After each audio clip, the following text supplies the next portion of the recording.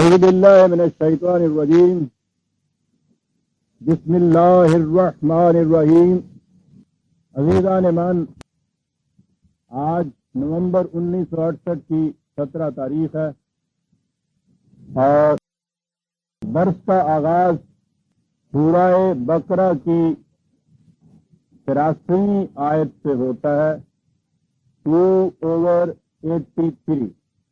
سلسلہ کلام یوں چلا آ رہا تھا کہ یہودیوں کے اس عقیدہ کو سامنے لایا گیا تھا جس کی روح سے وہ کہتے تھے کہ لن تمسنا النار الا ایاما معدودہ، کہ اول تو ہم جہنم میں جائیں گے ہی نہیں، اور اگر ایسا ہی ہوا تو محض چند دن کے لیے جہنم میں رہنا ہوگا، جب تک ہمارے شفاعت کرنے والے نہیں آئیں گے۔ بس جو ہی انہوں نے شفاعت کی ہم جنت میں چلے جائیں گے۔ اور کہا یہ گیا تھا کہ قل اتخذتم عند اللہ عہدا، ان سے پوچھو کہ کیا تم نے اس قسم کا کوئی عہد لے رکھا ہے خدا سے؟ اگر عہد لے رکھا ہے تو پھر واقعی وہ وعدہ خلافی نہیں کرے گا، لیکن بتاؤ تو صحیح کہ تم نے خدا سے کیا عہد لیا تھا، کیا معاہدہ کیا تھا خدا سے؟ اور اس کے بعد خود ہی آگے بتا دیا کہ عہد تو یہ تھا کہ وَإِذْ أَخَذْنَا مِيثَاقَ بَنِي إِسْرَائِيلَ، عہد یہ تھا کہ لا تعبدون الا اللہ، کہ تم خدا کے سوا کسی اور کی اطاعت اور معصومیت اختیار نہیں کرو گے۔ یہ تھا عہد، اور تفصیل اس اجمال کی یہ تھی اس کے ساتھ وَبِالْوَالِدَيْنِ إِحْسَانًا وَذِي الْقُرْبَى وَالْيَتَامَى وَالْمَسَاكِينِ وَقُولُوا لِلنَّاسِ حُسْنًا وَأَقِيمُوا الصَّلَاةَ وَآتُوا الزَّكَاةَ۔ اس معاہدہ میں آپ دیکھیے ابتدائی معاشرتی زندگی کی پہلے اقدار دی گئیں، بات شروع کی گھر سے۔ قرآن کے نظام کا انداز یہ ہے کہ وہ معاشرے کو چھوٹے چھوٹے یونٹس میں باندھتا ہے، مختصر سی یونٹس قائم کرتا ہے، وحدتیں قائم کرتا ہے، اور بہترین وحدت تو گھر ہوتا ہے، گھر سے ابتدا کرتا ہے۔ یہ ابتدا وہ کرتا ہے ایک ایسی چیز سے، اور ان چھوٹی چھوٹی سی باتوں سے ہی قرآن کا اعجاز سامنے آتا ہے۔ قرآن نے یہ کہیں تاکیداً نہیں کہا ماں باپ سے کہ تم بچوں کی پرورش کیا کرو۔ بچوں کی پرورش ہر حیوان کرتا ہے، یہ ایک انسٹنکٹ ہے، جبلی جذبہ ہے۔ ہر ماں بچے کی پرورش کرتی ہے، مامتا کا تقاضا ہوتا ہے جسے ہم کہتے ہیں، انسٹنکٹلی وہ ایسا کرتی ہے۔ کسی چڑیا کو یہ کہنے کی ضرورت نہیں پڑتی ہے کہ تم جاؤ اور دانہ دن کا اکٹھا کر کے بچے کو کھلاؤ۔ کسی بکری کی طرف رسول نہیں بھیجنا پڑتا یہ کہنے کے لیے کہ بچہ پیدا ہو تو اس کو دودھ پلایا کرو۔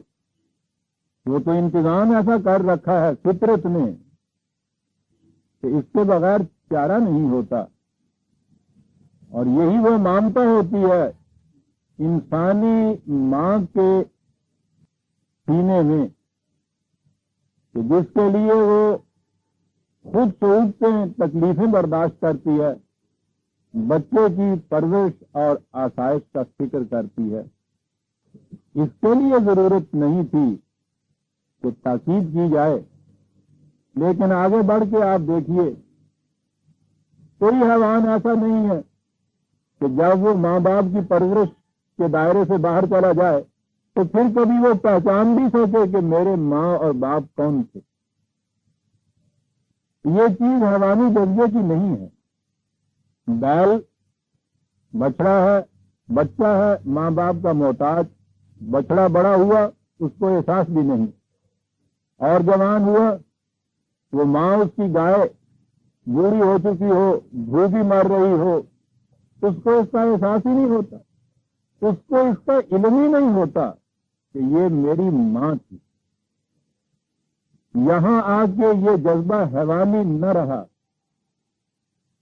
انسانی معاشرے میں یہ بات ہوئی کہ ماں باپ جب اس عمر کے اندر پہنچیں کہ وہ اپنی پرورش آپ کرنے کے قابل نہ رہیں, تو یہ چونکہ جبلی یا انسٹنکٹیو جذبے کے تحت اولاد ایسا نہیں کر سکتی تھی, قرآن میں اس کے لیے تاکید آئی ہے کہ حیوان کی سطح کے اوپر نہ رہنا, کہ تم بھی اس کے بعد انہیں پہچانو ہی نہیں کہ یہ ماں باپ تھے.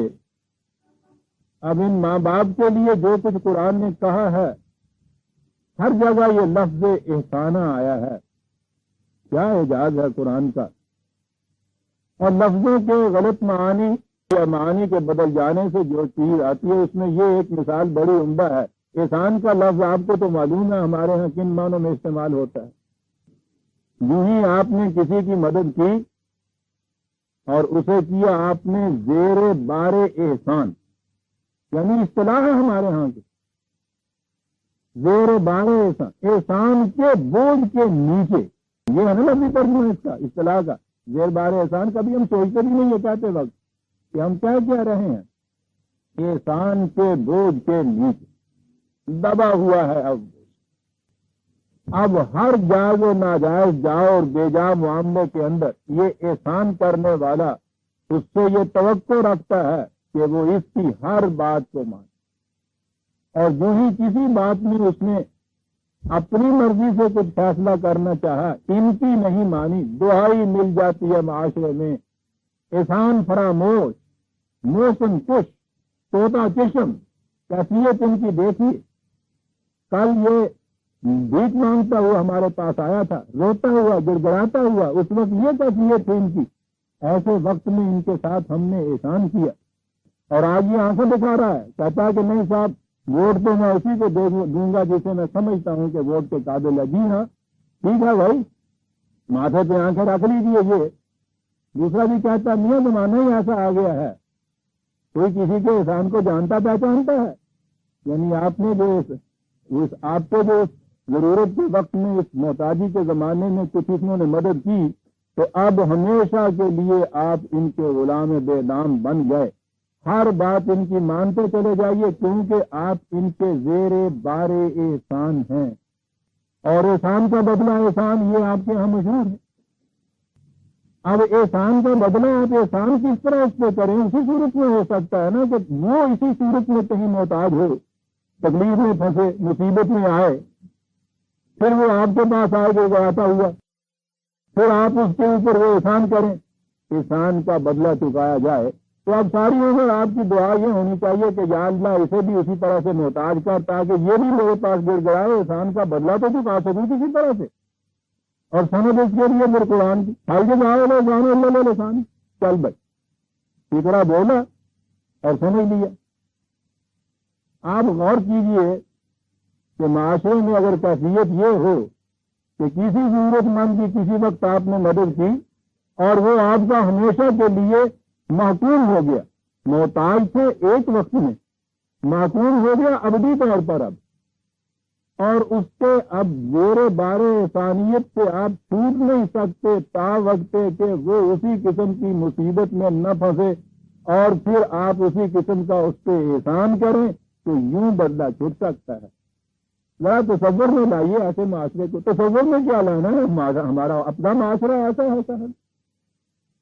عذاب میں پھنس جاتا ہے وہ شخص جس کی کبھی کسی نے مدد کی ہو, اور اگر معاملہ ہو یہ والدین پہ وبالوالدین احسانا, تو اب ان بوڑھوں کے بیچاروں پہ جو آپ نے احسان رکھا وہ ہو گئے زیر بار احسان. اب اس کے بعد اب ہر چیز آپ کی ماننی پڑے گی انہیں, اور وہ ہیں ایسی شکل میں کہ ہر نیا چڑھتا ہوا دن پہلے سے زیادہ ان کو کمزور کیے چلا جا رہا ہے.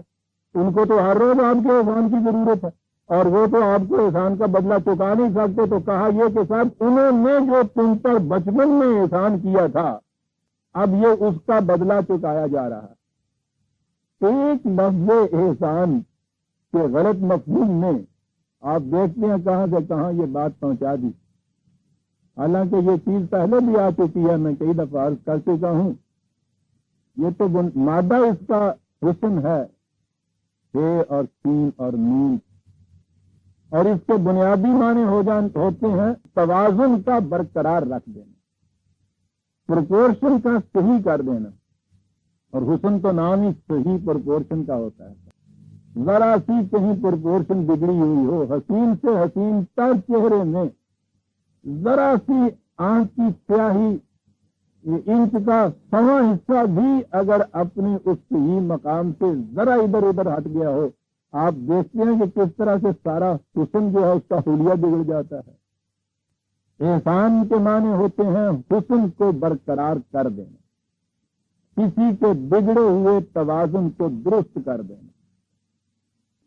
اور قرآن نے جو وہاں کہا تھا حل جزاء الاحسان الا الاحسان، تو وہ کہا یہ تھا کہ معاشرے کا توازن بگڑے، اس توازن کو صحیح کر دو، اور اس کا بدلہ کوئی بدلہ اس سے یا معاشرے سے نہ لو، اس کا بدلہ یہ ہے کہ توازن صحیح ہو گیا. کیا بات ہے جو قرآن کر جاتا. جہاں بھی والدین کے متعلق یہ کہا ہے، آپ دیکھیے احساناً اس میں لفظ آیا ہے، ان میں کمزوری آ گئی ہے، ان کا توازن بگڑ گیا ہے. اب جتنی ان میں وہ کمزوری آئی ہوئی ہے اتنے حصے تک آپ اسے درست کر دیجئے، توازن صحیح ہو گیا، اس کا نام احسان ہے. اگر ان کا توازن نہیں بگڑا ہوا تو پھر تو وہ ضرورت ہی نہیں ہے ان کے لیے کچھ کرنے کی. یہ نہیں ہے کہ وہ ہر ماں باپ جو ہے وہ مستغنی کیوں نہ ہو کسی کی ضرورت سے. آپ کو تو اب تو یہ معلوم ہے نا کہ وہ تو لٹ لے کے بیٹھ جاتے ہیں. اتنا نہیں پڑھایا کھلایا اینا چیز کا بورڈ ہوں سے بورڈ آ جاتے آج متے دیکھنے رکھی ہوئی ہیں. دیکھو جی ٹھیک ہے تو ہمیں ضرورت نہیں ہے، لیکن تم سے تو احسان کیا تھا نا، احسان کا بدلہ تو ہونا چاہیے نا.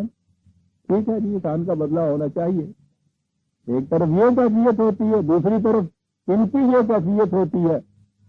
ایسے گھرانے بھی موجود ہیں اور مثالیں موجود ہیں کہ خود اور ان میاں صاحب کی اولاد جو ہے وہ ایسے عشرت میں زندگی بسر کر رہی ہے، ماں باپ فاقوں میں ایڑیاں رگڑ رہے ہیں، ان کی طرف دیکھتے تک نہیں ہیں. اور اب تو بہت زیادہ مہذب ہو گئی ہے دنیا. غریب باپ کو تو یہ بڑا افسر جو ہے وہ اس کو باپ کبھی کہتا ہی نہیں ہے، اور جی چراتا ہے، آنکھیں چراتا ہے کہ کسی کو معلوم نہ ہو جائے کہ یہ اس غریب باپ کا بیٹا ہے. دونوں طرف افراط و تفریط ہے ہمارے ہاں. قرآن نے ایک لفظ کہہ دیا کہ اگر وہاں کہیں ان کے کوئی کمی واقع ہو گئی ہے، توازن بگڑ رہا ہے، تو اسے درست کرو. یہ دو افراد کا توازن نہیں بگڑتا جسے ماں باپ کہتے ہیں. آپ کے گھر کا توازن بگڑتا ہے. اس سے کر کے دیکھیے تھے گھر کے اندر جن گھروں میں یہ کیفیت ہے کہ آپ نے یہ توازن برقرار نہیں رکھا ہوا آپس میں جن جن کا ضروری ہوتا ہے، آپ دیکھیے سارے گھر کا توازن بگڑ جاتا ہے، اس گھر میں حسن پیدا ہی نہیں ہو سکتا.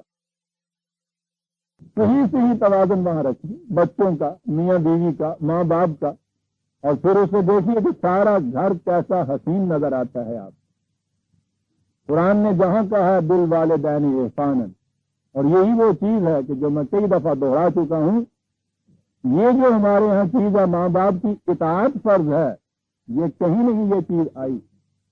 قرآن جیسا پروگریسو ڈائنامک دین جو ہے وہ کبھی یہ نہیں کہے گا کہ جن کے متعلق وہ خود یہ کہتا ہے کہ وَمَن نُعَمِّرْهُ نُنَقِّصُهُ فِي الْخَلْقِ، عمر کا آخری حصہ جو ہوتا ہے ارذل العمر جسے وہ کہتا ہے، کہتا اس میں تو کیفیت یہ ہوتی ہے کہ دماغی توازن بگڑ جاتا ہے، عقل اونڈی ہو جاتی ہے انسان کی.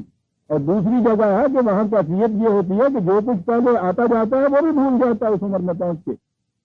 تو آپ سمجھتے ہیں کہ قرآن اس قسم کی تعلیم دے گا کہ وہ آنے والی نسلیں اب جو بھرپور شباب میں پہنچی ہوئی ہیں، صلاحیتیں ان کی بھرپور ہیں، اپنے معاملات خود فیصلہ کرنے کے قابل ہیں، جس زمانے میں اب ہیں وہ پچھلے زمانے سے 50-60 برس آگے بڑھ گیا ہے. زمانے کے تقاضے مختلف، ان کی اپنی صلاحیتیں ان کے مقابلے میں کہیں بڑی ہوئی، ان کو یہ فرض قرار دے دے گا کہ اپنے تمام معاملات کے فیصلے ان کے ماتحت، ان کے فیصلے کے ماتحت کیا کرو کہ جن کے متعلق خدا کہہ رہا ہے کہ ان کی عقل نہیں ہو چکی ہوئی۔ اگر یہ فرض قرار دے دیا جائے کہ اپنا کوئی معاملہ یہ اب خود نہ طے کرے، جو کچھ وہ کہیں اس کے مطابق یہ طے کرے، آپ دیکھیے کہ معاشرے کی کیفیت کیا ہو۔ اور جیسا کہ میں نے کنونشن میں بھی کہا تھا، اگر یہ چیز مسلسل کہیں چلی آئے تو سیدھی سی بات ہے کہ آج کا جو یہ نوجوان ہے یہ اپنے ماں باپ کی اطاعت کرتا ہے، وہی کچھ کرتا ہے جو کچھ وہ کہتے ہیں۔ کل کو یہ جب ہوا ہو جائے گا، اس کی اولاد اس کے کہنے کے مطابق کرے گی، تو اس کے تو یہ مانیے جہاں آپ کا پہلا ماں باپ تھا تو 10,000 سال پہلے وہی آج کی نئی نسل ہونی چاہیے۔ پہلے ماں باپ نے تو آنے والے سے یہی کہنا تھا کہ گھروں میں رہو جیسے ہم رہتے ہیں، اور یہی جب پھر باپ بنتا اپنے بچوں سے کہتا گھروں میں رہو جیسے ہم رہتے ہیں۔ قرآن یہ نہیں کہہ سکتا تھا، اس لیے قرآن نے جہاں کہیں یہ کہا ہے وہ بات تو کہی ہے جو حیوانی جذبے کے تابع نہیں ہو سکتی تھی کہ ماں باپ کو نگلیکٹ کرتے ہیں، پہچانتے نہیں ہیں، وہ چیز کہی۔ اور پھر یہ بات نہیں کہی ہے کہ تم ماں باپ کی اطاعت کرو، جب تک وہ بچہ ہے اس وقت تک تو اسے بہرحال ماں باپ کی گائیڈنس کے تابع چلنا ہوگا۔ جب وہ اپنے معاملات خود سنوارنے کے قابل ہو گیا ہے، وہ مشورہ لے سکتا ہے، ان کے تجربے سے فائدہ اٹھا سکتا ہے، فیصلے سے خود کرنے ہوں گے۔ ہر آنے والی جنریشن اپنے فیصلے آپ کرے گی۔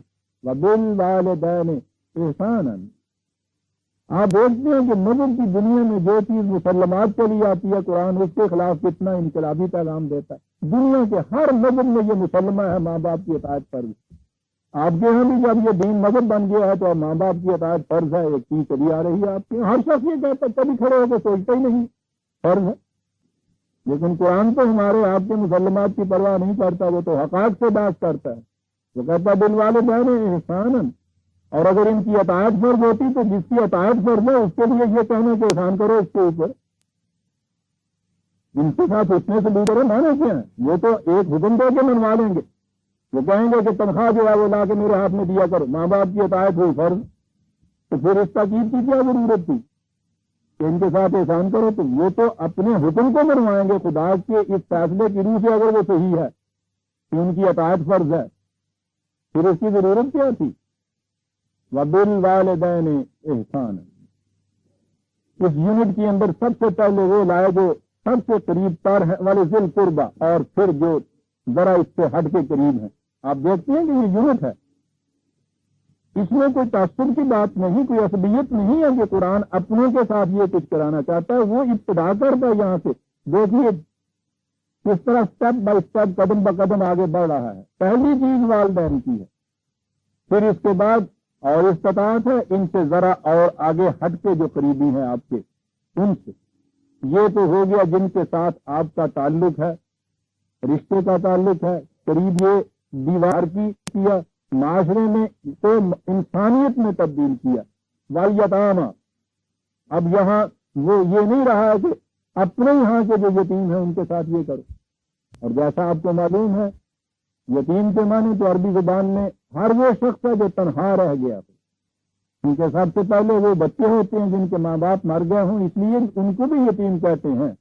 لیکن مادے کے اعتبار سے ہر وہ شخص جو تنہا رہ گیا ہو، اب اس میں رشتہ دار اور غیر رشتہ دار کی کوئی تمیز نہیں ہے۔ والمساکین، ہر وہ شخص کے جس کا چلتا ہوا کاروبار رک گیا، کہا کہ تمہارے ساتھ تو خدا کا وعدہ، تو تم نے خدا کے ساتھ تو یہ وعدہ کیا تھا، یہ تو نہیں تھا کہ تم جو جی میں آئے کرتے جاؤ، چند دن کے لیے تم جہنم میں رہو گے، اتنے میں آ جائیں گے سفارشی اور وہ آ کے تمہیں چھڑا لیں گے۔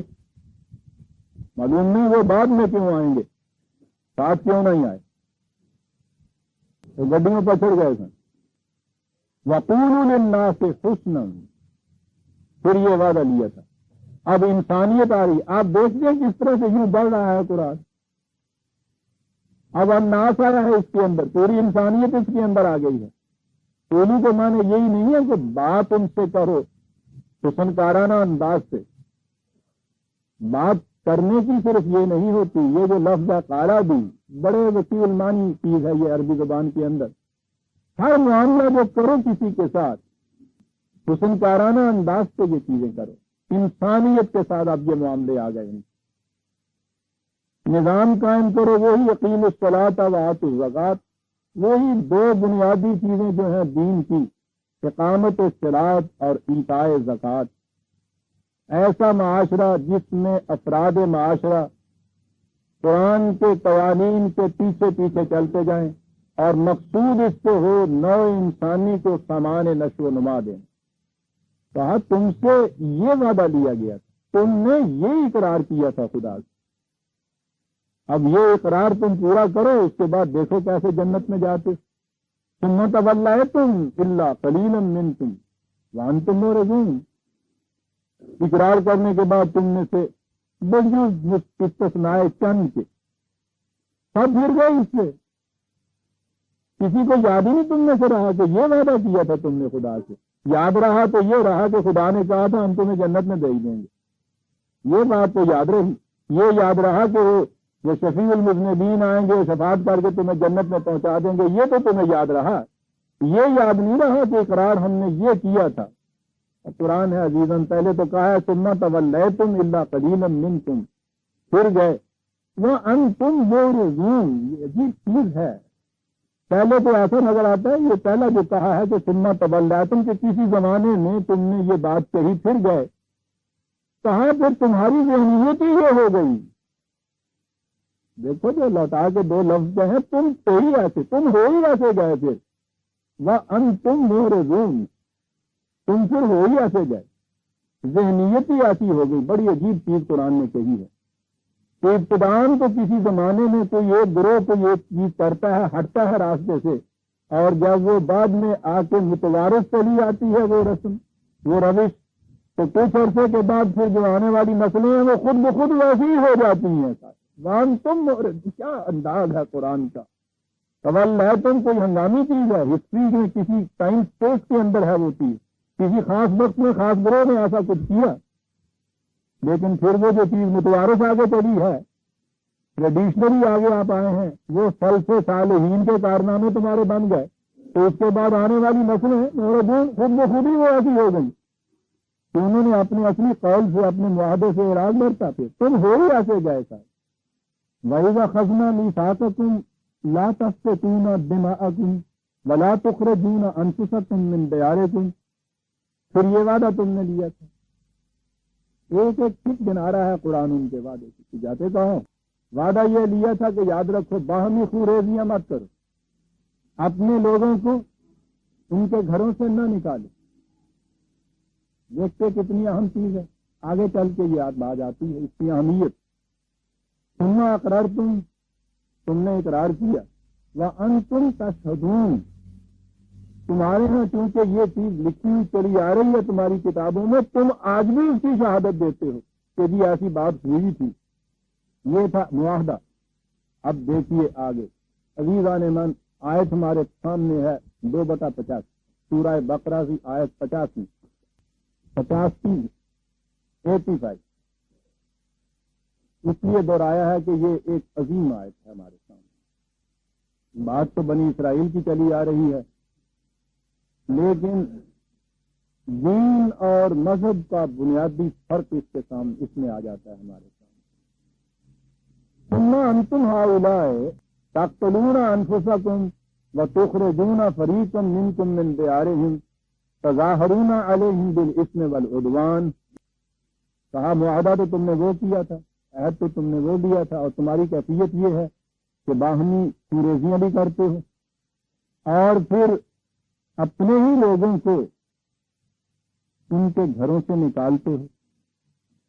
کچھ لوگ یہ کرتے ہیں اور جو باقی ہیں تم میں سے ان کی کیفیت یہ ہے کہ بجائے اس کے کہ انہیں روکیں کہ تم یہ نہ کرو، وہ ڈائریکٹلی انڈائریکٹلی ان کی مدد کرتے ہیں ایسا کرنے میں۔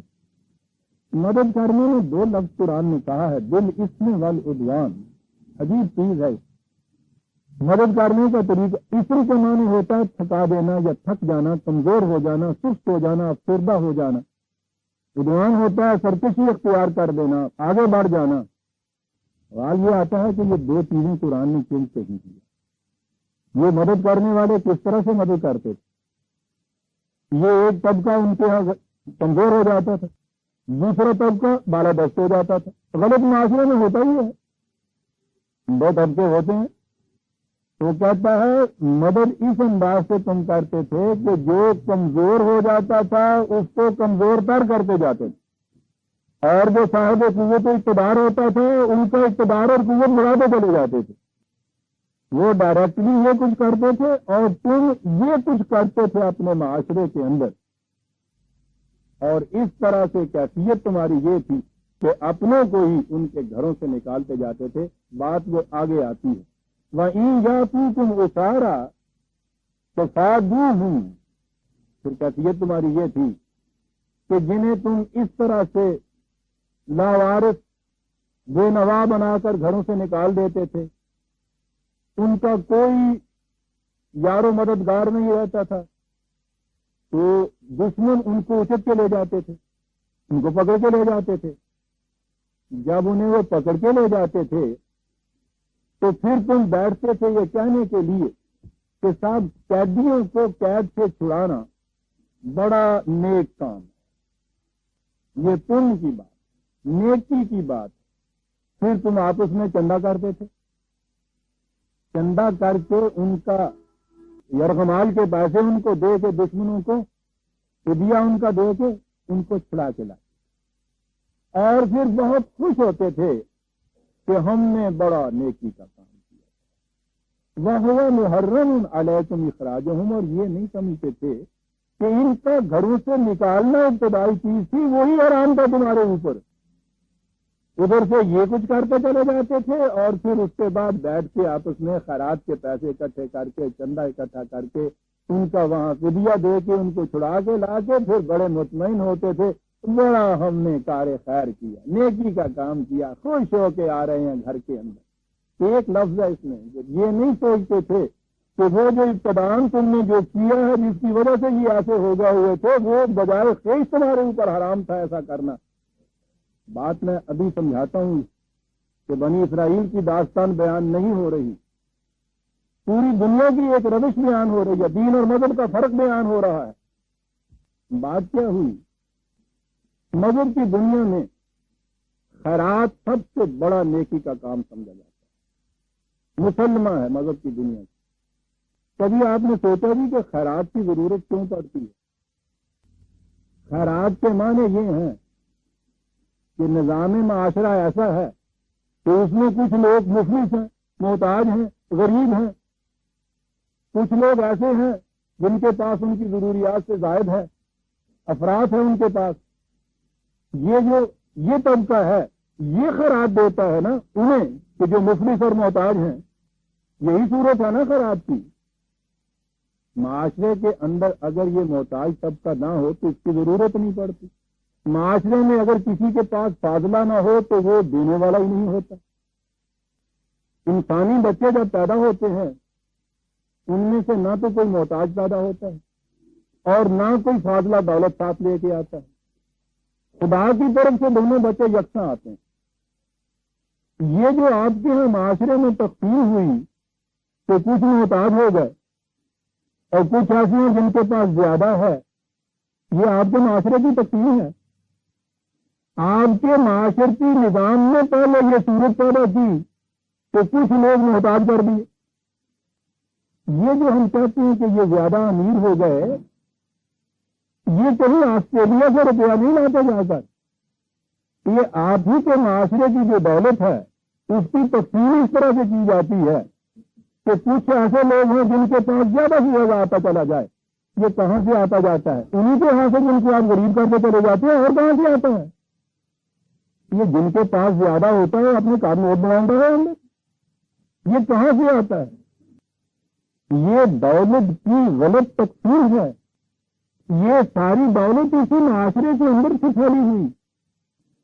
اس میں سے کچھ لوگوں نے ایسی کاریگری کی، نظام معاشرہ ایسا آپ نے بنایا، اور پھر اس نظام معاشرہ کو ایک تو چیز یہ تھی کہ کسی ڈاکو نے کسی کے یہاں سے روپیہ چھین لیا اور وہ لے گیا، آپ کے معاشرے نے اسے جرم قرار دیا، اس کا وہ روپیہ چھین کے لے گیا ہے. لیکن 20 ایسی چیزیں آپ کے ہاں ہیں جو دوسروں کا روپیہ چھین کے لے جاتے ہیں اور وہ جرم نہیں قرار پاتا. کیا معنی جرم نہیں قرار پاتا؟ آپ کے ہاں بیٹھ کے لوگوں نے ایک قانون بنا دیا کہ یہ جرم نہیں ہے. یعنی وہی چیز جو دوسروں کے ہاں کا روپیہ خود کھینچ کے لے جانا تھا، اس کی ایک نوعیت تو جرم تھی جسے آپ نے ڈاکہ کہا. 20 نوعیتیں اس کی اس قسم کی ہیں کہ جسے آپ نے جرم نہیں قرار. کس نے نہیں جرم قرار دیا؟ آپ نے بیٹھ کے قانون بنا دیا. خود ہی تو قانون آپ بنا رہے ہیں. اور یہ قانون کبھی ان سے نہیں بنتا جن کا روپیہ چھن کے جا رہا ہوتا ہے. قانون بنانے والے وہ ہوتے ہیں جن کے ہاں جا رہا ہوتا ہے. تو انہوں نے کیا کیا؟ اپنے آپ کو ڈاکوؤں کے گروہ سے نکالنے کے لیے لفظی طور پر، قانونی طور پر تو کہہ دیا کہ یہ جرم نہیں ہے. اب معاشرہ جو ہے اس کے اندر غلط تقسیم ہو گئی. ان کے ہاں کا روپیہ سمٹ کے ان کے ہاں چلا آ رہا ہے. یہ محتاج ہو گئے. ایک فیکٹری کے اندر 1000 مزدور آپ نے لگا لیے.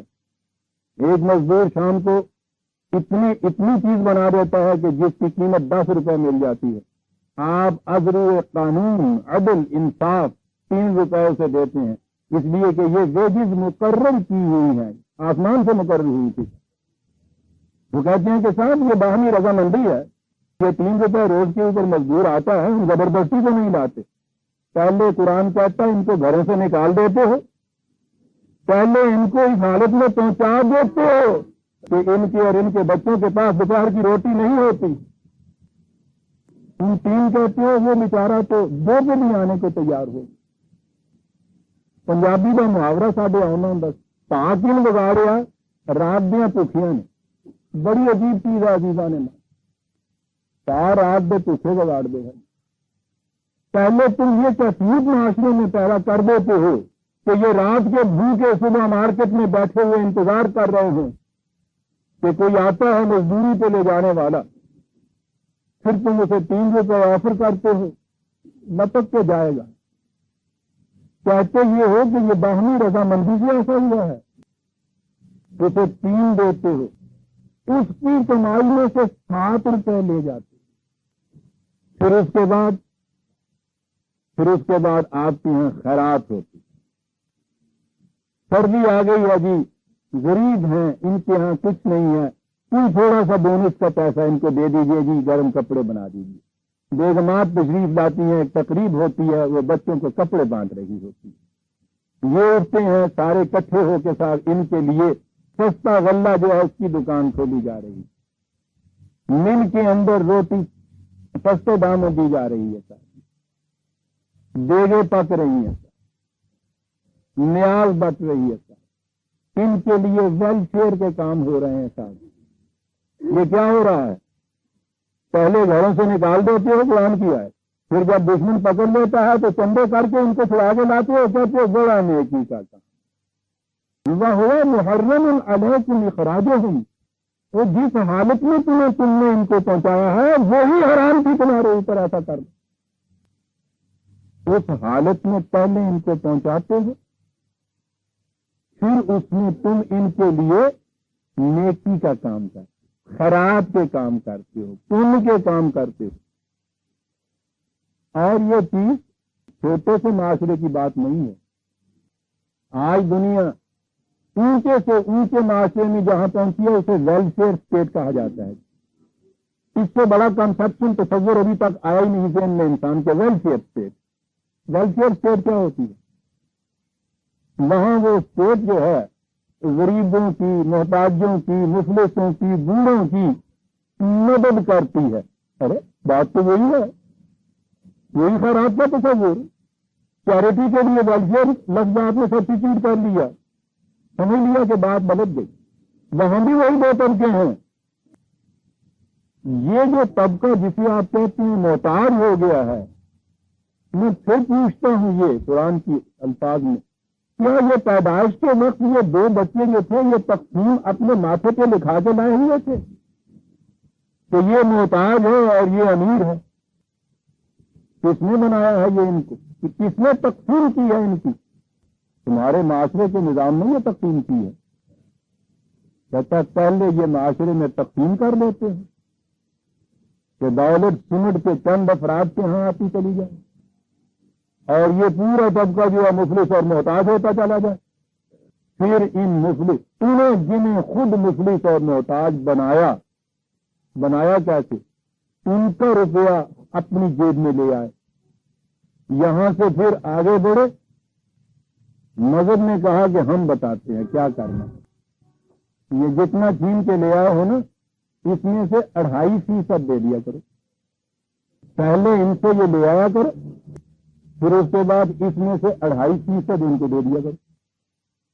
فری و خدا بندی ہو. کیا ہوگا جی؟ یہ باقی سارا مال جو ہے سیدھے مادر کی طرح حلال طیب ہو جائے گا. وَهُوَ مُحَرَّمٌ عَلَيْكُمْ إِخْرَاجُهُمْ. تو یہ روپیہ ان کی جیب سے نکالنا ہی حرام تھا تمہارے لیے. تو عزیزان من سوچیے کہ قرآن کتنی عظیم بات یہ کہہ دیا. جیسا کہ میں نے عرض کیا ہے، یہ کوئی تاریخ کی داستانیں بیان نہیں ہو رہی. یہ عہد گزشتہ کے اقوام کے معائب اور زمان نہیں گنائے جا رہے. یہ غلط نظام زندگی جو ہے اس کی تشریح کی جا رہی ہے. پہلے کسی کو اس حالت میں پہنچا دینا کہ وہ مدد کا محتاج ہو جائے، اور پھر اس کی مدد کر کے اپنے ایگو کو سیٹسفائی کر لینا. پہلی بات تو یہ پوچھئے نہیں خیرات دینے والے کا نفس جو ہے کتنا موٹا ہوتا ہے. وہ جو دیگ پکا کے بانٹ رہا ہوتا ہے، کبھی اس بانٹنے والے کے انداز کو دیکھا کیجیے، اس لینے والے کو دیکھا کیجیے وہ جو وہاں بیٹھا ہوا ہوتا ہے، اور اس دینے والے کو دیکھا کیجیے جو وہاں چل پھر کے بانٹ رہا ہوتا ہے. بظاہر اس کے چہرے کے اوپر کچھ مسکراہٹ ہوتی ہے، جیسے بڑی خوشی یہ کر رہا ہوتا ہے. پوچھئے نہیں، اندر سے اس کو چلنے کا انداز آپ کو بتا رہا ہوتا ہے کہ اتنا اپنے آپ کو کتنا خدا سمجھ رہا ہے. یہ سب کر کیا رہا ہے؟ کر یہ رہا ہے یہ ڈاکو کہ جن کی جیب سے 7 روپے نکالے تھے اس میں سے 7 پیسے ان کو دے رہا ہے. لینے والا یہ سمجھ رہا ہے کہ 7 پتہ نہیں.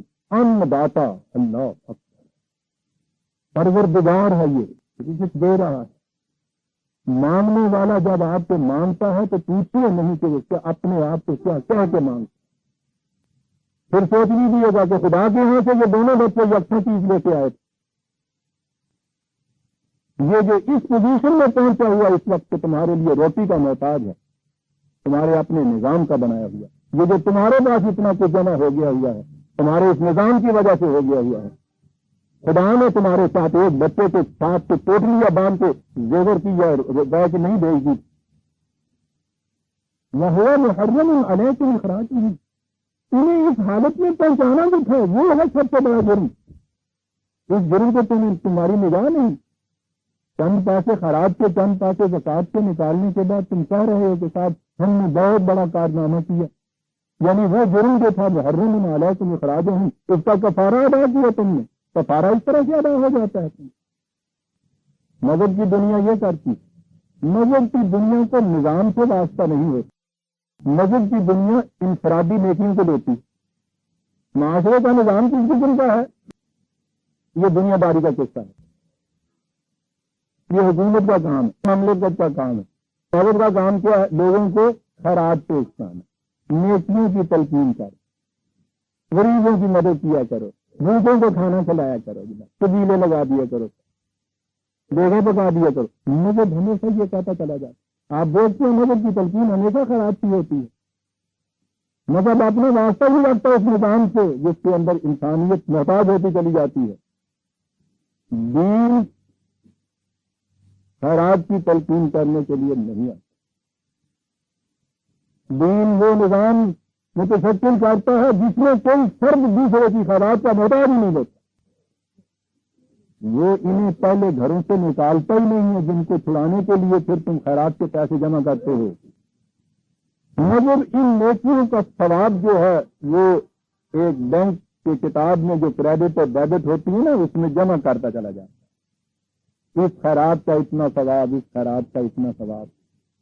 غلط نظام کی وجہ سے جو کچھ آ رہا ہوتا ہے اس کو وہ گناہ قرار نہیں دیتا، اس لیے ڈیبٹ کی طرف تو یہ چیز نہیں ہوتی. ڈیبٹ کی طرف ان کی کچھ اور قسم کے گناہ ہوتے ہیں. یہ جو ہے نا بنیادی جرم، تو اس کی وجہ سے انہیں اس حالت میں پہنچا دیا. یہ جرم کہیں نہیں ہوتا ان کے ڈیبٹ کی طرف. چھوٹی موٹی چیزیں جو ہیں اور وہ بھی انفرادی ہوتی ہیں ان کے یہاں کی. شراب پی لیا, کہیں جوا کھیل لیا, اس قسم کی چیزیں جو ہیں یہ معاد میں بنا دی انہوں نے, اور اس کے لیے ایک پیسے میں اتنی نیکیاں ان کو دے دی کہ ان کا پلڑا شام کو جھکتا چلا جائے بیلنس. تو کہتا ٹھیک ہے, شروع میں یہ کہا گیا تھا کہ یہ جو اس طرح کے یہ ہوں ان کی مدد کرنا ضروری ہے. پہلے چیز تو یہ لیجیے کہ یہ اس قسم کے جن کی مدد کرنا خود یہ کہتا ہے, جب یہی نہیں رہیں گے تو پھر یہ ان کی مدد کیسے کہتا ہے؟ ان کی موجودگی کو تسلیم کرتا ہے قرآن. پہلے یہ سوچ لیجیے کہ یہ کیسے ہے. یہ کہا جاتا ہے کہ صاحب قرآن میں بھی تو ان چیزوں کی تلقین ہے. یہ ابھی ابھی اس آیت کے اندر یہ چیز آئی ہے کہ یتیم کو, مساکین کو یہ دیا کیجیے. سن لیجیے, پہلے تو یہ ہے کہ جب بھی دین اپنا آغاز کرتا ہے کسی معاشرے سے, اس معاشرے میں حالت یہ موجود ہوتی ہے, وہ ایک دن کے اندر اپنا نظام متشکل نہیں کر سکتا. اسے ایک وقت لگتا ہے اپنے آخری نظام تک, آئیڈیل تک جانے کے لیے. یہ درمیانی دور جو ہوتا ہے, ٹرانزیٹری پیریڈ, یہ عبوری دور جو ہوتا ہے, اس میں یہ لوگ موجود ہوتے ہیں.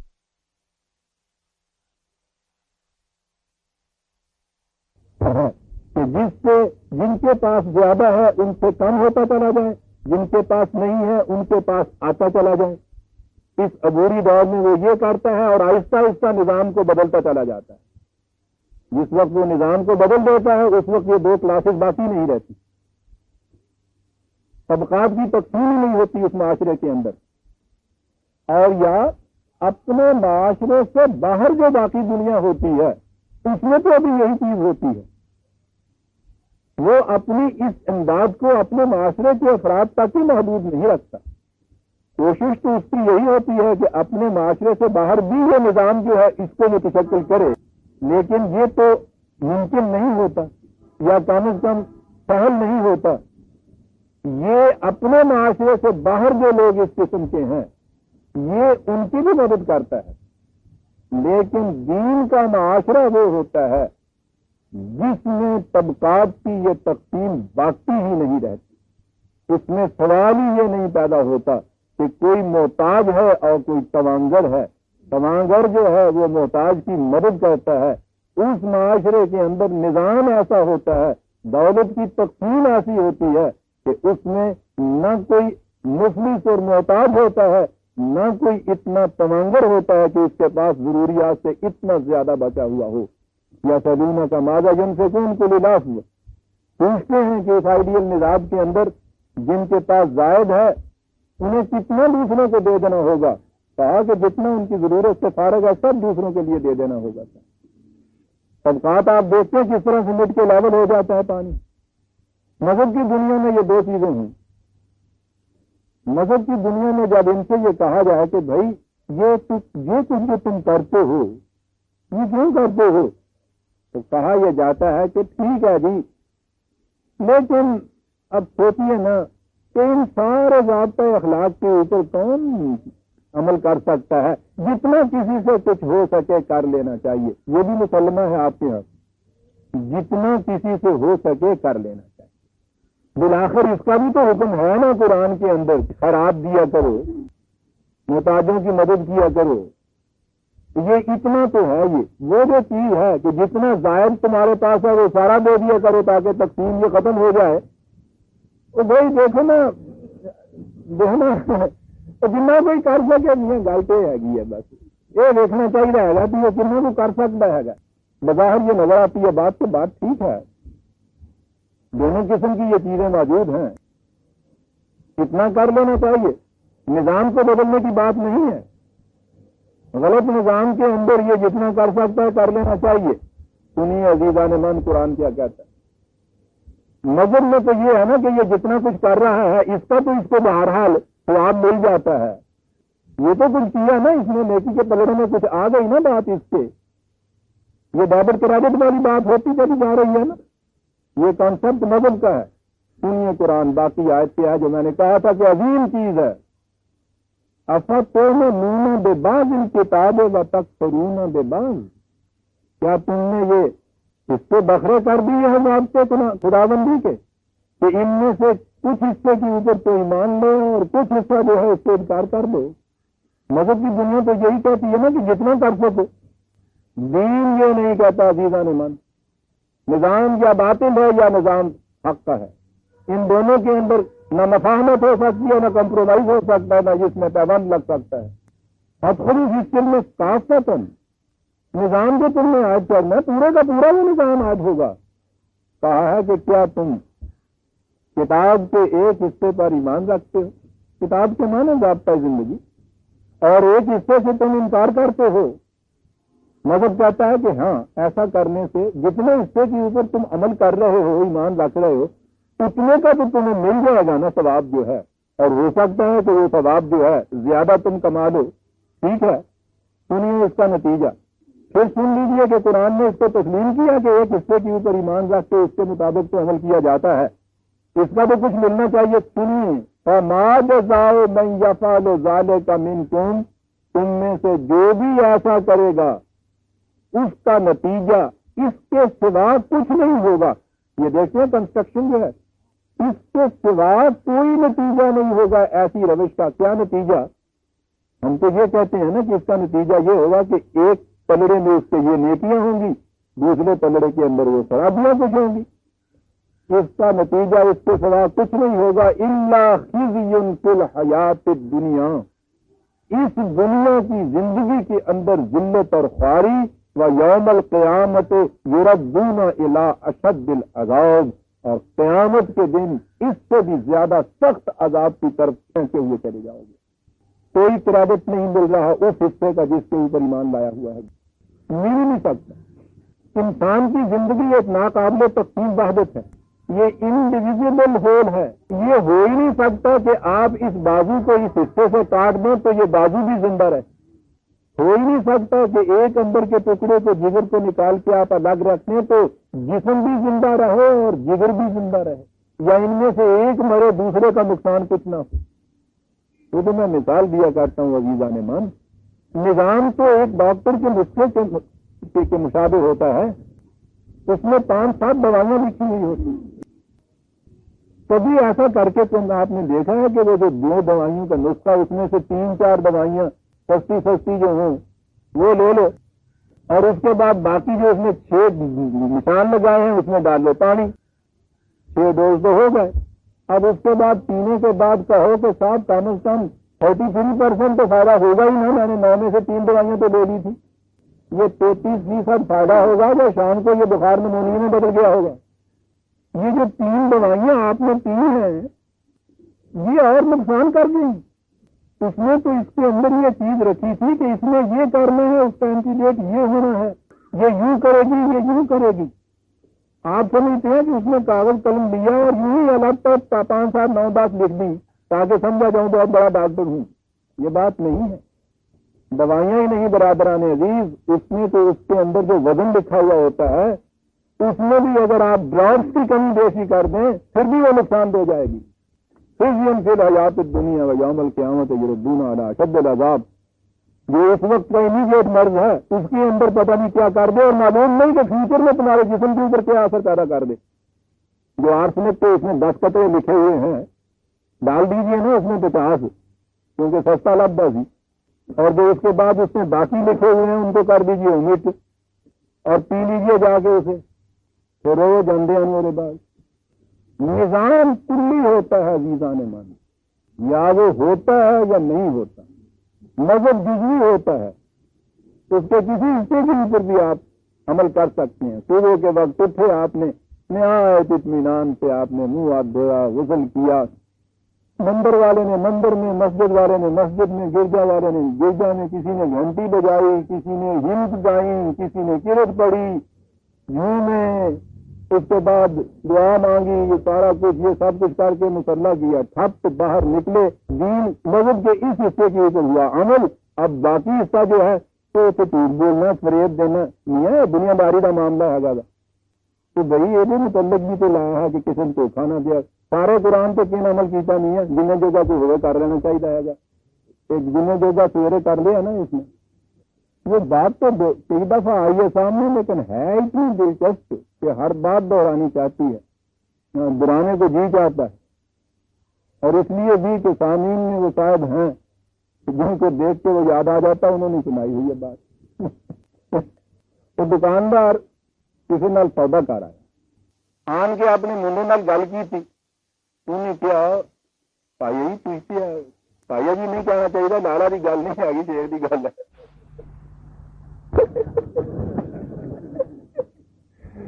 ایک ہی کار آئے آگے، وہ تو بڑا نقصان ہو جانا ہے۔ وہ ابھی بچہ تھا، کہنے لگا گھبرانا کیوں ہے؟ کہنے جی گھبرانا کیوں نہ، میرا گرد ہو گیا، اتنا نقصان ہو گیا۔ کہنے لگا گھبرانا کیوں ہے گا؟ میں کہنے لگا میرے بعد کی ہوئے گا؟ کہنے لگا اسی رفڑ پا دیں گے، گل کہڑی ہے گی؟ تو کہنے لگا کہ پھر چھیتی کرو۔ کہنے لگا چھیتی والی گل نہیں ہے، کل کر لیں گے۔ تو کہنے لگا ہوں کیوں نہیں جانے؟ کہنے لگے ہوں میری اصل کا ویلا تنگ ہوں جانا ہے۔ بڑی عجیب چیز ہے عزیز عالم، ہوں اثر کا ویلا تنگ ہوں جانا ہے۔ عزیز عالم، یہ کسی ایک فرد کی بات نہیں، یہ مذاق کی بات نہیں، مذہب کا سارا دار و مدار اس کے اوپر ہے۔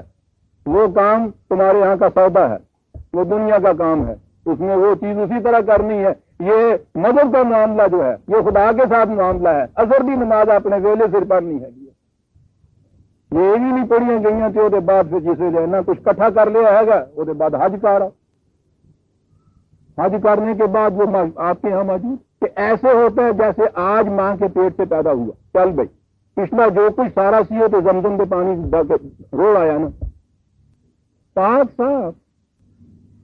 دیکھ رہے ہیں آپ یہ کیا چیز ہے؟ دیکھ رہے ہیں قرآن کیا کہتا ہے؟ فما جزاء من یفعل ذلک منکم الا خزی فی الحیات الدنیا۔ عزیزان من، پہلا ٹکڑا اس کا لیجیے، خزی فی الحیات الدنیا۔ جس قوم کے اندر مذہب جتنا زیادہ شدید رہا ہے اتنی ہی وہ قوم دنیا میں ذلیل رہی ہے۔ دنیا کی تاریخ میں نگاہ بڑھا کے دیکھ لیجیے، مذہب کو چھوڑتی گئی ہے وہ قوم۔ چھوڑنے کے بعد دو صورتیں ہو سکتی تھی کہ یا تو وہ دین کی طرف آتی، اور اگر یہ نہیں ہے تو کم از کم مذہب کو چھوڑ دیتی، خالص دنیا دار بن جاتی۔ جو قوم مذہب کو چھوڑ کے دنیا دار بھی بن گئی ہے، کم از کم دنیا کے اندر ذلیل نہیں رہی ہے۔ جس نے دین اختیار کیا اس کا تو پوچھو ہی نہیں کہ کیا ہو گیا۔ پھر مذہب کو چھوڑ کے دین اختیار کرنے والے 1400 سال پہلے کی تاریخ لیجئے، مشکل ہی ہے ہمارے لیے کہ اس سے بڑے کچھ ہم مثال بھی نہیں دے سکتے اب۔ لیکن میں یہ کہہ رہا ہوں کہ یہ جو چیز قرآن نے کہی ہے کہ خزی فی الحیات الدنیا، صرف مجرد مذہب کو چھوڑ کے عقل و فکر کی بنیادوں کے اوپر ہی اپنے معاملہ جو کام جس قوم سے سنوارنے شروع کر دیے، خزی فی الحیات الدنیا والی بات اس کے یہاں بھی نہ رہی۔ اور آج بھی آپ دیکھیے گا، جو قوم جتنے درجے تک مذہب پرست ہے اتنے ہی درجے تک وہ ذلیل ہو رہی ہے دنیا کے اندر۔ آپ کے ساتھ ہو کیا رہا ہے؟ کیوں ساری دنیا کے سامنے بھیک مانگ رہے ہیں آپ ایک ایک چیز کے لیے؟ اس کی خالص ذمہ داری آپ کی مذہب پرستی ہے۔ یوں ہی آپ نے یہ آواز اٹھائی کسی طرح سے کہ صاحب یہاں دولت کی تقسیم غلط نہیں ہونی چاہیے، صحیح ہونی چاہیے، کمیونزم ہے، سوشلزم ہے، ملحد ہیں، داریے ہیں، مذہب کا طبقہ اٹھ کے کھڑا ہو گیا صاحب، آنے نہیں دیتا آپ کی طرف۔ رزق کی تقسیم خدا نے اپنے ہاتھ میں رکھی ہوئی ہے، یہ لوگ اپنے ہاتھ میں لینا چاہتے ہیں، خدائی دعویٰ کرتے ہیں، مذہب کی دنیا کہہ رہی ہے آپ کی۔ برسبیل تنزل اتنا کہا گیا کہ اچھا بھائی ہم کوشش کرتے ہیں کہ کچھ غلہ زیادہ پیدا کرو، تم کم از کم اتنا ہی تعاون کرو ہمارے ساتھ کہ اولاد کم پیدا ہو، ہمارے ہاں بچے کم پیدا ہوں۔ چلیے یہ بھی ایک تقسیم جو ہے اس میں کسی بڑی حد تک اس کے اندر بھی ایک اصلاح ہو سکتی ہے۔ غلہ زیادہ اگاؤ، اس کے متعلق تو ایک آواز نہیں مذہب کی طرف سے نکلتی کہ شاباش بڑا کچھ کام کیا۔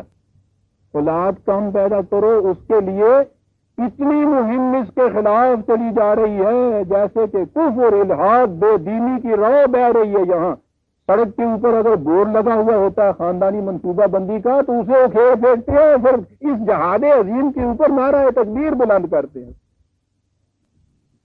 یعنی کیا کام کیا اور سورمان اڑانے ترے گئے۔ میں پوچھتا یہ ہوں، جتنی کوشش آپ کر لیں گے جو اللہ پیدا کرنے کی، اگر اس کے مقابلے میں آپ یہ چیز جو ہے یہ کرتے رہیں گے کہ فیڈ کرنے والے ماؤس جو ہیں، کھانے والے جو ہیں، اس کی جیومیٹریکلی پروپورشن سے اگر وہ بڑھاتے چلے جائیں گے، آپ کو پھر بھیک مانگنی پڑے گی نا، خزی فی الحیات الدنیا۔ جہاں مذہب نہیں ہے وہاں وہ یہ بات تو نہیں کریں گے نا، وہاں تو وہ دیکھ لیں گے اتنی پیدائش، اتنی آبادی، آبادی پہ کنٹرول کرو، پیدائش میں اضافہ کرو، خزی فی الحیات الدنیا سے بچ جائے گی۔ دیکھا، مذہب ایک حصے پہ عمل کرنا، دوسرے حصے کو چھوڑ دینا کیا نتیجہ پیدا کرتا، یا سرابہ نالا بن جا یا نوا پیدا نہ کر۔ عزیزان من، کفر بھی اپنے نتیجے رکھتا ہے، شعلہ مستعجل ہوتا ہے لیکن نتیجہ رکھتا ہے، اور دین کے نتائج کا تو پوچھتے کیا ہے؟ فشجرتن طیبتن اصلها ثابت فرعها فی السماء،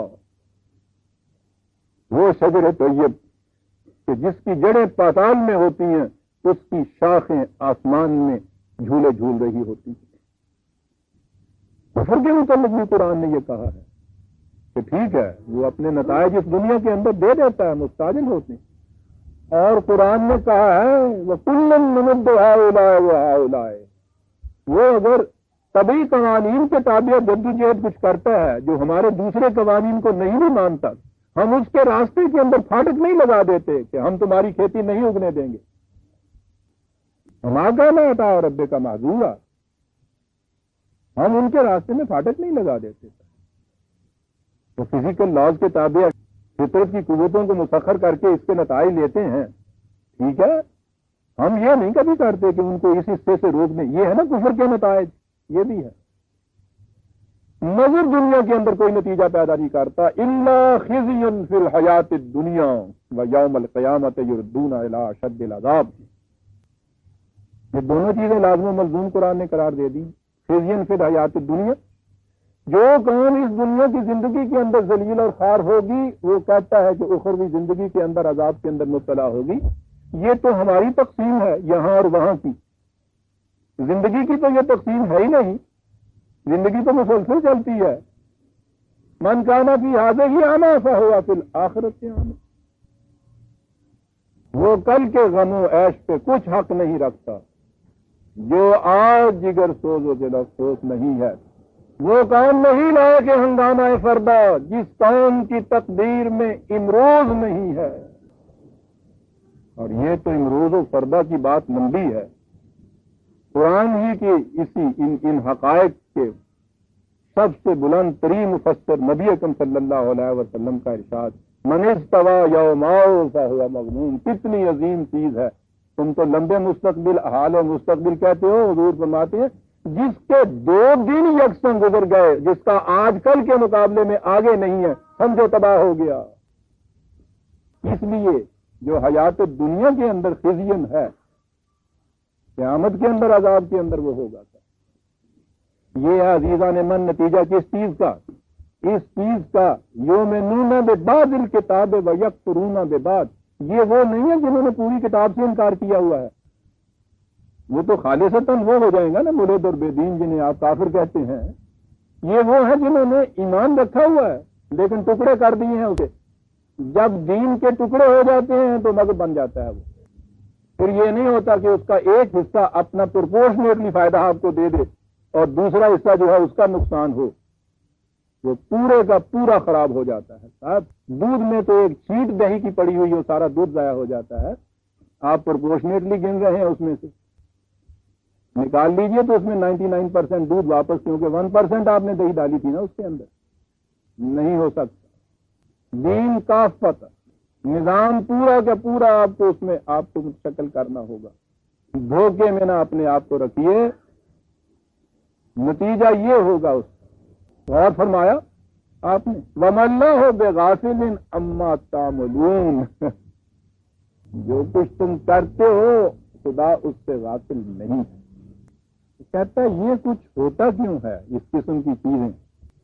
اولئک الذین اشتروا الحیات الدنیا بالآخرہ، یہ حقیقت میں یہ لوگ جو بظاہر نظر آتے ہیں کہ دین کے ایک حصے کے اوپر تو عمل کر رہے ہیں، نظر ایسا آتا ہے کہ یہ لوگ ایمان والے ہیں، اور ایمان میں تو ایمان بالآخرت جسے کہتے ہیں ہم وہ بھی ہے، کہتے ہیں یہ بات نہیں، ان کے سامنے صرف دنیا کے مفاد ہوتے ہیں، اور یہ فریب نفس ہوتا ہے جو دین کا حصہ ساتھ لگا رکھا ہوتا ہے انہوں نے، مذہب کا حصہ انہوں نے مستقبل کو بیچ دیا ہوتا ہے، سوال ہی نہیں۔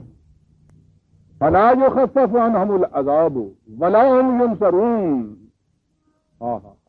مذہب کی دنیا میں گڑے ہوئے لوگوں کی جو دنیاوی زندگی بذلیل ہوتی ہے، کہا ان کی کیفیت یہ ہوتی ہے کہ جو جی میں آئے کر کے دیکھ لیں اس تباہی سے نکل ہی نہیں سکتے، اور مدد کے لیے یقیناً دوسروں کو پکاریں گے، ٹھیک ہے مدد ان کی ہوگی، اگر یہ اس فریب میں رہتے ہیں کہ یہ ہمارے دوست اور مددگار بن گئے ہیں، بالکل غلط ہے، فریب ہے، کوئی ان کا دوست نہیں ہو سکتا۔ ذلیل کا دوست کون ہو سکتا ہے دنیا میں عزیزان میں؟ وہ دوستی نہیں ہوتی۔ جس بیکاری کو آپ خیرات دیتے ہیں کیا آپ اس کے دوست بنے ہوئے ہوتے؟ اس کے دوست نہیں ہوتے۔ بارہ کہا یہ تمہاری کیفیت تھی۔ دیکھ لیا عزیزان من کہ اقوام سابقہ کی داستانیں بیان ہوتی ہیں، کتنے ابدی حقائق قرآن بیان کرتا ہے اس کے اندر۔ وَلَقَدْ آتَيْنَا مُوسَى الْكِتَابَ وَقَفَّيْنَا مِن بَعْدِهِ بِالرُّسُلِ، بنی اسرائیل کی باتیں ہو رہی ہیں۔ موسیٰ کو ضابطۂ ہدایت دی۔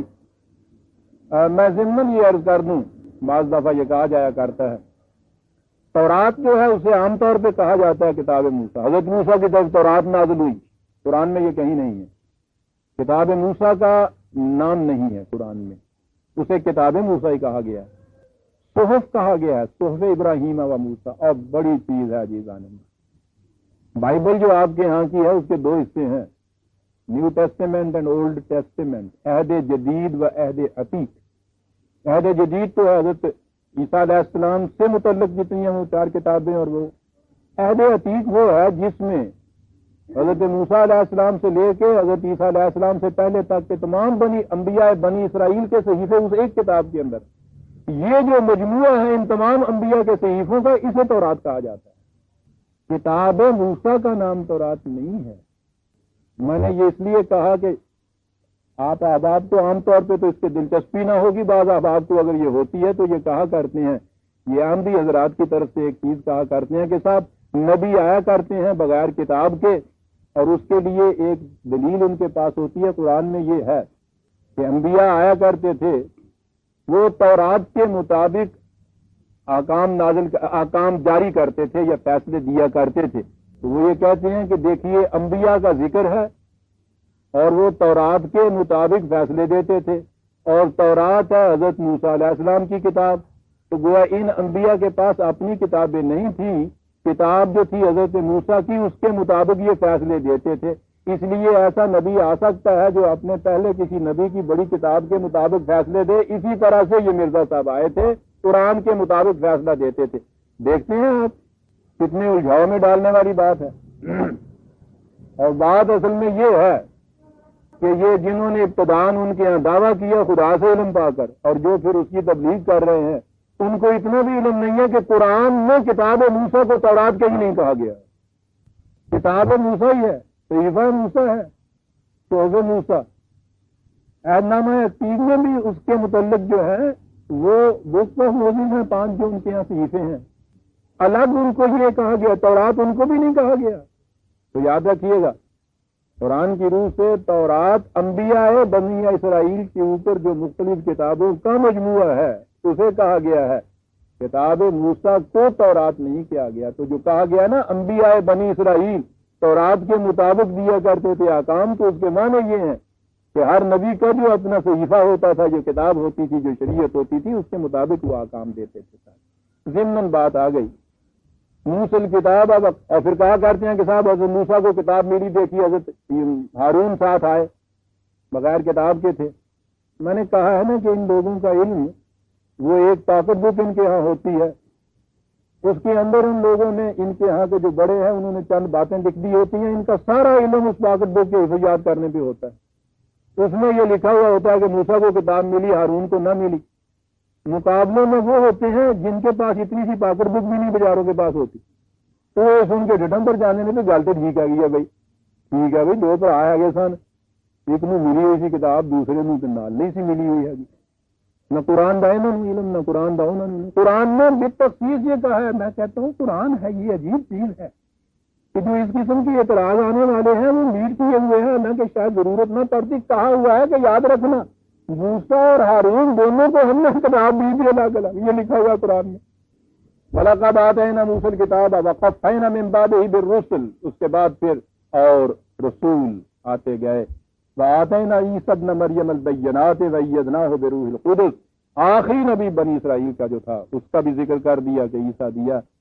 حضرت عیسیٰ علیہ السلام ان کے متعلق آگے چل کے تفصیل آئے گی تو وہاں ہم پھر یہ سارا دور بھی بیان کریں گے ان کے متعلق بھی عرض کریں گے کہ کتنی بڑی عظیم شخصیت انقلابی. اور پھر وہی جو اس کنونشن میں بھی ہماری ایک طاہرہ بیٹی نے کہا تھا کہ وہ مریم علیہ السلام وہ صرف ام عیسیٰ نہیں ہے بڑی انقلابی عورت ہے. صاحب قرآن میں انبیاء کرام کے ذکر کے ساتھ یہ ایک ہی عورت ہے جس کا یہ ذکر کیا اس شاندار طریقے سے بہت تفصیل سے ذکر کیا ہے. صاحب تو وہ تفصیل کی بات یہ نہیں تھی کہ وہ حضرت عیسیٰ کی ماں تھی.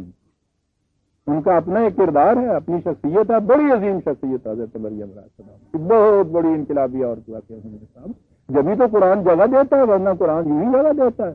ایویں کہ کبھی ماں نے آ کے وہ بٹھا دینا انہیں بات وہاں آئے گی. ایدناہ بروح القدس. ہولی گھوسٹ اس کا ترجمہ ہوا ہوتا ہے گھوسٹ ہولی. شرر کا ایک ناول ہوتا تھا جہنمی حور. ایک اور تھا خوبصورت بلا. تو خوبصورت بلا نے بہت لفظ دیا ٹھیک ہے نا. ہولی گھوسٹ بروح القدس. میں عرض کروں قرآن کریم میں روح جو ہے ہم آئیں گے اس آیت کے اوپر جب تو آپ دیکھیے گا اس کے معنی اسپرٹ روح جسے ہم کہتے ہیں نا روح یہی معنی نہیں ہوتے. بنیادی معنی تو اس کے توانائی کے ہوتے ہیں قوت کے ہوتے ہیں بڑی چیز ہے. اور قرآن کریم نے وہی کو الروح کہا ہے بہت بڑی توان. قانون سے بڑی توانائی دنیا میں کہیں نہیں ہوتی برادران عزیز.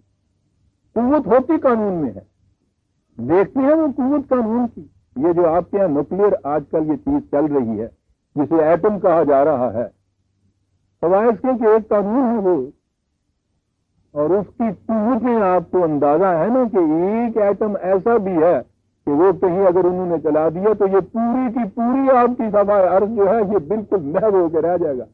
اس کی قوت یہ ہے کہ یہاں سے اب چاند تک تو جانے لگ گیا ہے انسان. کیا قوت ہے قانون کی قوت. انہوں نے اس قانون کو پا لیا ہے.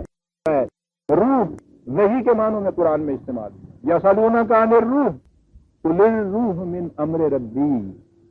اور اس کے بعد پھر قرآن کریم میں وہی یہ کہا ہوا ہے. میں ضمن یہ چیز عرض کر دوں تاکہ بات صاف ہو جائے کہ روح قرآن کریم میں وحی کے معنوں کے اندر آیا ہے 42/52 رسول اللہ صلی اللہ علیہ وسلم کے متعلق. وَكَذَلِكَ أَوْحَيْنَا إِلَيْكَ رُوحًا مِّنْ أَمْرِنَا. یہ جب روح کی بات آئے گی تو میں وہاں عرض کروں گا یہ عَلَىٰ مَن يَشَاءُ مِنْ عِبَادِهِ. دوسری جگہ ہے 40/15 يُلْقِي الرُّوحَ مِنْ أَمْرِهِ عَلَىٰ مَن يَشَاءُ مِنْ عِبَادِهِ. وہ وہی عطا کرتا ہے نازل کرتا ہے اپنے بندوں میں سے جس سے چاہتا ہے. تو الروح کے معنی وہی ہوتے ہیں. روح القدس وہ وہی قدس کے معنی ہوتا ہے جو دور دور تک جانے والی چیز ہے. مقدس تو اس لیے کہتے ہیں کہ وہ جو چیزیں ناتعقیدگی کی ہوتی ہیں ان سے دور ہوتا ہے. اس معنی میں مجازی معنی ہے اس کے یہ. ورنہ قدس کے معنی دور دور جانے ہوتے ہیں. وہ جو ملائکہ نے کہا تھا نا تو خدا سے کہ وَنَحْنُ نُسَبِّحُ بِحَمْدِكَ وَنُقَدِّسُ لَكَ. وہ ہمارے ہاں تو یہ ہے نا کہ ہم تیری تسبیح بیان کرتے ہیں ہم تیری پاکیزگی بیان کرتے ہیں تجویز کیے گئے ہیں ہم ان کی تقدیر میں سرگرداں رہتے ہیں. یہ نسبح وَنُقَدِّسُ لَكَ اور اس میں جس دوری تک جانے کی ضرورت ہوتی ہے وہاں تک پہنچتے ہیں. روح القدس وہ وہی جو بہت دور تک جانے والی تھی. یہ دور تک جانے والی خاص طور پہ کیوں کہا گیا حضرت عیسیٰ علیہ السلام سے. یہودیوں نے یہ عقیدہ بنا لیا تھا کہ وحی یا نبوت جو ہے وہ صرف بنی اسرائیل کی نسل تک محدود رہے گی. اس سے باہر نہیں رہی جائے گی. آپ کو معلوم ہے کہ غیر بنی اسرائیل جو تھا کنورٹ ہو کے یہودی نہیں ہو سکتا تھا. یہودی نسل کے باہر کا کوئی انسان ہو ہی نہیں سکتا تھا یہودی. یہ دین قبول ہی نہیں کر سکتا تھا. وہ اس میں انہوں نے محدود کر دیا تھا ایک نسل کے اندر, ایک قوم کے اندر. حضرت عیسیٰ علیہ السلام جو تھے وہ آئے تھے تو ان سے تو دین لے کے آئے تھے. انہوں نے یہ چیز دی تھی کہ نہیں, دنیا کا ہر انسان جو ہے خدا کی وحی سے فیض یاب ہو سکتا ہے. یہودیوں نے جو آپ کے خلاف اور الزامات عائد کیے تھے اس میں ایک یہ بھی تھا کہ یہ شخص غیر یہودیوں کو خدا کی سلطنت کے اندر داخل کرتا ہے. اس لیے جو حضرت عیسیٰ علیہ السلام کی وحی ہے اس کی خصوصیت قرآن نے یہ بتائی ہے ہر جگہ. روح اور روح القدس وہ وحی کہ جو بڑی دور تک جائے گی, مقید نہیں ہوگی. ویسے قرآن کریم نے وحی لانے والا ذریعہ جو ہے جبریل علیہ السلام, ان کو بھی کہا ہے روح القدس اور روح الامین بھی. یہ چیزیں میں آگے چل کے بیان کروں گا. یہاں میں یہ عرض کروں گا جہاں یہ آئے نا کہ حضرت عیسیٰ علیہ السلام کو ہم نے تقویت دی بروح القدس, اس کے معنی یہ ہیں ایسی وحی کہ جو عالمگیر انسانیت کی طرف جانے والی تھی. افکلما جاءکم رسول بما لا تهوى انفسکم استكبرتم ففریقا کذبتم وفریقا تقتلون. یہاں پھر ایک بڑی چیز کہہ دی ہے قرآن نے. کہا تمہاری کیفیت یہ رہی کہ تمہاری طرف رسول خدا کا پیغام لے کر آتے رہے, جس تعلیم کے متعلق تم نے دیکھا کہ وہ تمہاری مرضی کے مطابق ہے اس نے تو کہا کہ ہاں صاحب ہم اطاعت کرتے ہیں, ایمان لاتے ہیں. اور جس کے متعلق دیکھا کہ وہ اس کے خلاف جاتا ہے تمہاری کسی مرضی کے خلاف, اس کی تردید کر دی, اس کے خلاف پکڑ کے کھڑے ہو گئے. آپ دیکھ رہے ہیں کہ یہ بات بھی بنی اسرائیل کی نہیں ہو رہی. مذہب میں کیفیت کیا ہوتی ہے؟ آپ کے ہاں کچھ مسلمات, کچھ عقائد, کچھ چیزیں چلی آ رہی ہوتی ہیں جو آپ نے پہلے سے تسلیم کی ہوئی ہوتی. جو شخص ان کی تائید میں کچھ کہہ رہا ہوتا ہے آپ جھوم رہے ہوتے ہیں. سبحان اللہ صاحب, اللہم صلی اللہ, کیا بات کہی ہے صاحب. وہاں سے واز سے نکلنے کے بعد کیا بات صاحب, واز کی ایک ایک بات لاکھ روپے کی ہوتی ہے. ہاں, یوں ہی کسی نے کوئی ایسی بات کہی جو آپ کے عقیدے کے خلاف جا رہی ہے, لکھ لے کے کھڑے ہو گئے. یعنی کوئی دلیل نہیں آپ کے پاس, کوئی سند نہیں. دلیل اور سند تو یہ ہے کہ صاحب یہ جتنا کچھ ہمارے یہاں چلا رہا ہے متوارث اس کے خلاف ہے, فلاں مولوی صاحب یہ کہہ رہے ہیں اس کے خلاف ہے, فلاں صاحب واز میں یہ کہا اس کے خلاف ہے. یعنی کرائٹیرین آپ کے یہاں کیا ہے؟ چھوڑ دیجیے اس کو, جانے دیجیے. کرائٹیرین کیا ہے سچ اور جھوٹ کا؟ وہ یہ ہے کہ جس چیز کو آپ پہلے سے صحیح سمجھتے چلے آ رہے ہیں, جس کے ساتھ آپ کو عقیدت ہے, اس کی تائید میں جو کچھ کہتے چلے جائیں گے وہ تو بالکل ٹھیک ہے, صحیح ہے. اس کے خلاف اگر کسی نے کچھ کہا ہے تو اس کے خلاف آپ اٹھ کے کھڑے ہو جائیں گے. یہ نہیں ہے کہ جو کچھ کہا جا رہا ہے آن میرٹ اس کو پرکھ کے دیکھیے, اس سے سند مانگیے, پھر اس سے دلیل مانگیے. دو ہی چیزیں ہیں نا, اگر ایمان کی بات ہے تو سند, عقل و فکر کی بات ہے دلیل, دونوں چیزیں نہیں. یہ ہمارے عقیدے کے ساتھ وہاں نہ جانا, کیا ہوگا صاحب؟ عقیدہ بگڑ جائے گا, ایمان میں خلل آ جائے گا.